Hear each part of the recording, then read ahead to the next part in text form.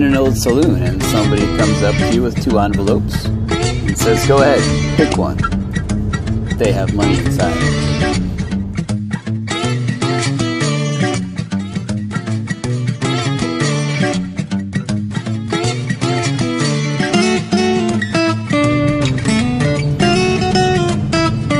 After you open your envelope, you're going to be given a choice to either keep what you got or switch to the other envelope, which is unopened.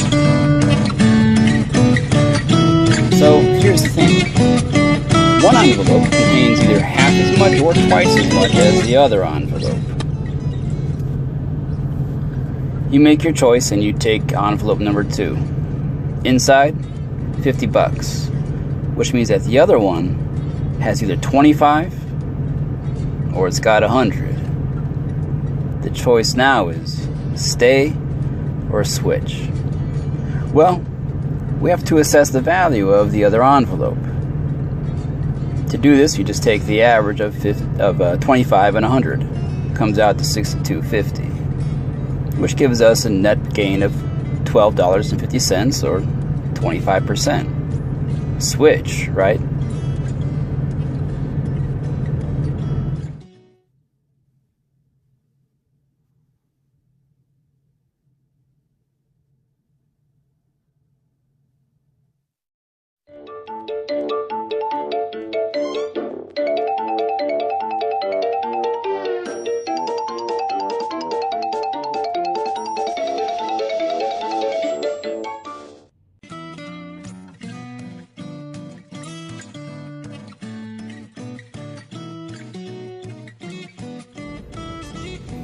So like we said, you should definitely make the switch now that you're getting 25% on your money given the parameters.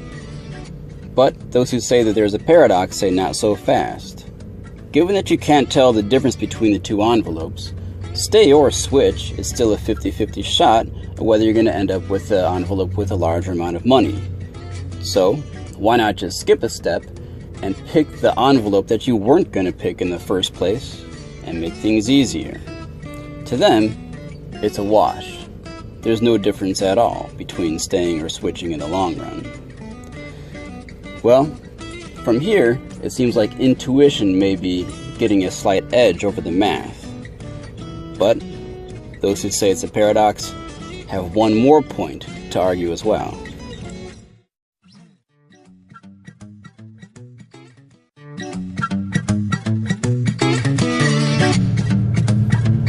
So look at this from the eyes of the guy who approached you at the saloon. The guy with the envelopes, the guy with the money, the guy who made you the offer. To him, things are very clear. Let's say he stuffed the envelopes, one with $50 and the other with $100. He knows that if you run this a million times, he's going to lose on average exactly $75. It doesn't matter if you stay, switch, it doesn't matter which envelope you take. He's losing, on average, $75 every time he runs this experiment and makes the offer. So how is it then that switching adds value? How are we getting 25%? Where does it come from? Paradox, right? Well, not so fast.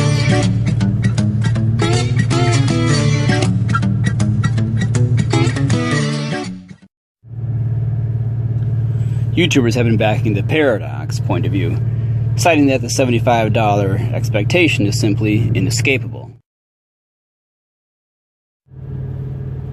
But what they did was smuggle in a premise and they stuffed it with information. Did you catch it? When first given the offer to switch, we had to work with imperfect information.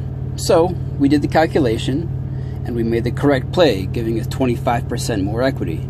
Paradox backers then filled in the information, thus changing the problem.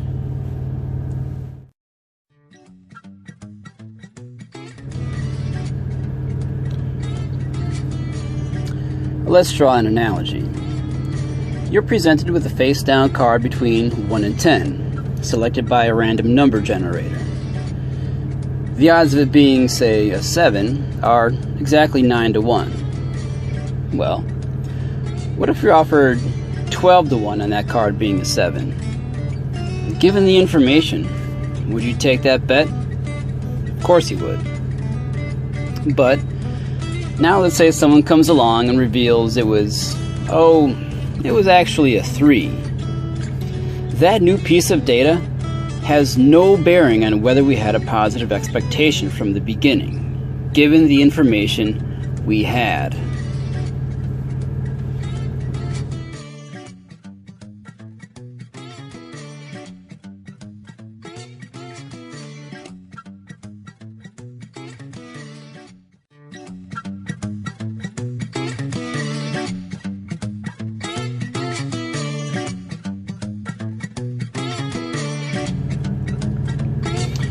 Finally, to drive this home and put it to bed, let's see if we can bring about a convergence of intuition and the raw math. It sometimes helps to inflate the scenario. So, there they are, the 2 envelopes. You choose one and inside is again $50. But this time, we have an expansion of the parameters. One envelope is a mere 1/50th of the value of the other, while the other is 50 times more valuable. You still gonna stay? What's your play now?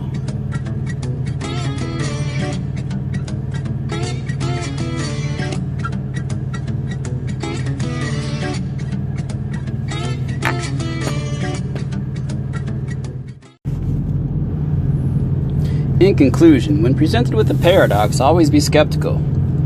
Look for info or premises that have been smuggled in that may lead you to believe that a paradox has surfaced. But ask yourself this: what's more likely?